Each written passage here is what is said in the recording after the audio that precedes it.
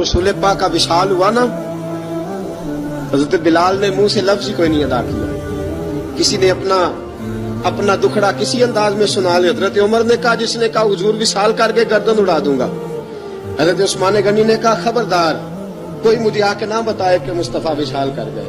हजरत अली मुर्तजा रज़ी अल्लाह तआला अन्हु ने फरमाया, ना भाई मेरे मुस्तफा पर तो मौत आती ही नहीं, जिस तरह आप लोगों पे। सब लोगों ने अपने अपने इजहार कर लिए ना, बिलाल ने किसी को दुख बताया ही नहीं।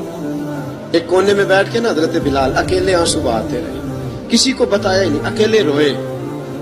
एक शख्स कहने लगा, यार बिलाल बोलता नहीं। कहा, ना बुलाओ इसे।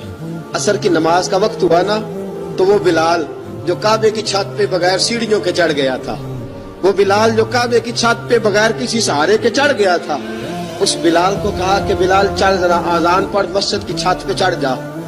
हजरत बिलाल कई बार चढ़े और कई बार गिरे, कई बार चढ़े और कई बार गिरे।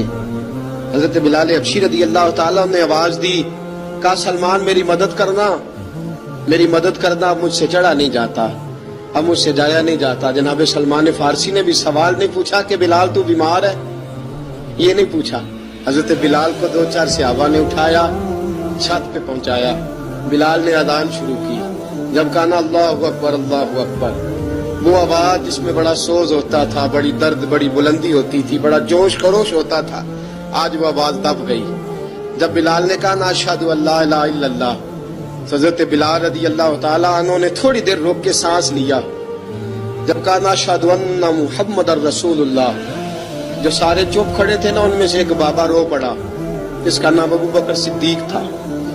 जब हजरत अबू बकर सिद्दीक की आंख में आंसू आया तो हजरत बिलाल छत के ऊपर जमीन पे गिरे, जमीन पे गिरे और कहा, अबू बकर ये ड्यूटी किसी और की लगा दे, ये ड्यूटी किसी और की लगा दे, अब मेरी रूह इजाजत नहीं देती, मुस्तफा करीम के बाद मुझे अजान नहीं पड़ी जाएगी। आपने वाकया सुन रखा है कि एक बार सहाबा ने बुलाया, दोबारा आए, हुजूर ख्वाब में मिले, कहा बिलाल तू आता क्यों नहीं? बिलाल छोड़ के चले गए थे, फरमाया मेरा यहाँ दिल नहीं लगता।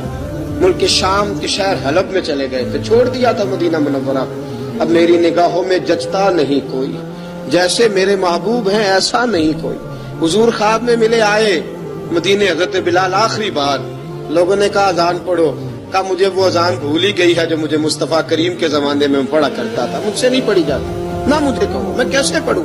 इमाम हसन और हुसैन ने आके दामन थामा ना, तो कहा बेटा मैं तुम्हारी नानी का भी नौकर रहा हूँ, मैं तुम्हारी माँ की चक्की भी पीसता रहा हूँ, मुझसे कोई फरमाइश ना कर डालना, मैंने नौकरी की है और मुझे अगर अल्लाह ने तौफीक दी तो मैं तुम्हारे बच्चों के पैर भी धोया करूंगा। लेकिन इमाम हसन रज़ी अल्लाह तआला ने फरमाया, बिलाल एक बार तो अजान सुनानी पड़ेगी। सुनाई बिलाल ने अजान।